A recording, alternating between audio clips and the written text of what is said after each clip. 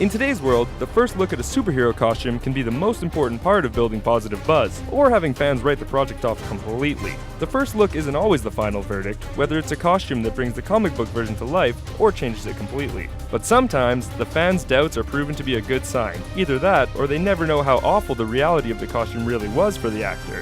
Here are the 10 most controversial superhero movie costumes of all time. Psylocke.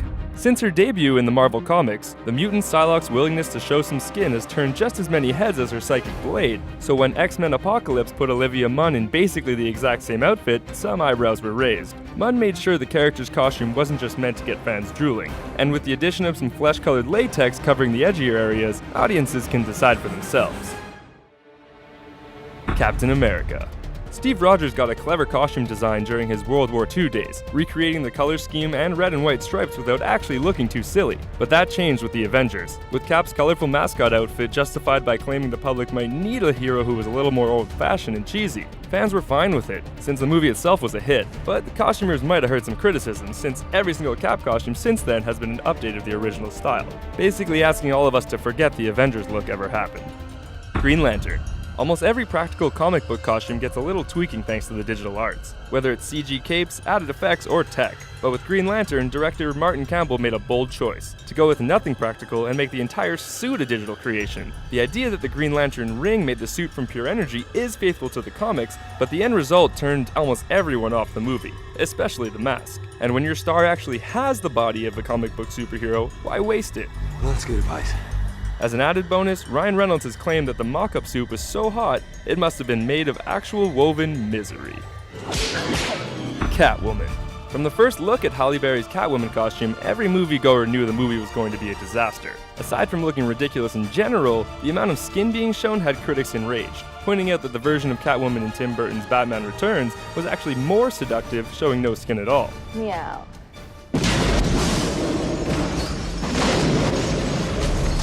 But it might just be a problem with the character as a whole. That incredible version worn by Michelle Pfeiffer, the actress had to be vacuum sealed into it. Not only did she hate it, but by the time filming wrapped, over 60 versions of the suit had been made at $1,000 a piece. Meow.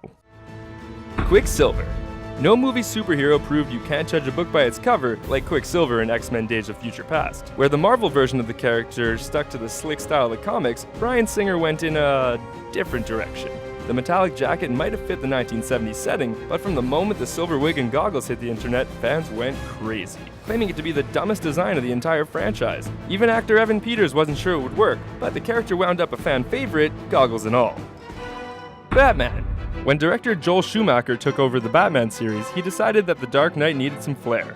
George Clooney's version takes the most heat, but it was actually Val Kilmer who first showed off the infamous bat nipples. The idea was to model the batsuit after the statues of Greek gods, nipples, codpieces, muscles, and all. But by the time the sequel hit theaters, the nipples and gratuitous butt shots had turned DC's biggest hero into a walking punchline. Wonder Woman. Having already teamed up with Batman and Superman, and with a solo movie on the way, it's hard to believe Wonder Woman was going to appear on TV played by Adrienne Palicki instead. Enough people thought the pilot episode was worthwhile to actually get it filmed, but once fans caught sight of the new costume, jaws dropped. A reminder, this costume was designed in 2011.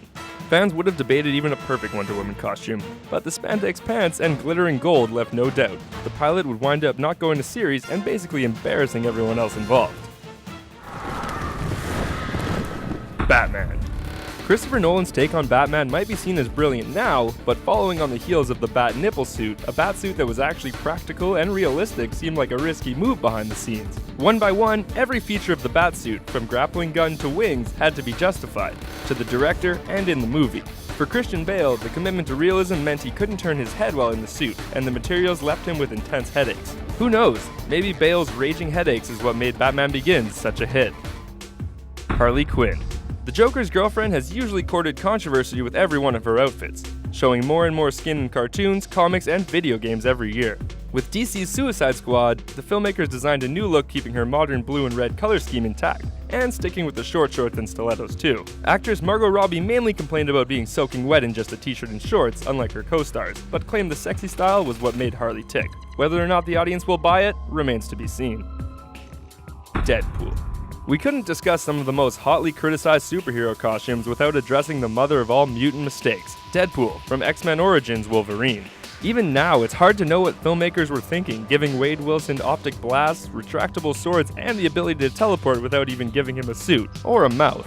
I think we can all agree that shit just went sideways in the most colossal way. Ryan Reynolds got to set things right and then some. But there was a time when this take on Deadpool seemed like it had killed the character on film for good. Those are the superhero costumes we remember being the most explosive, controversial, or just plain misguided. But which ones have we missed? Let us know in the comments, and remember to subscribe to our channel for more videos like this one.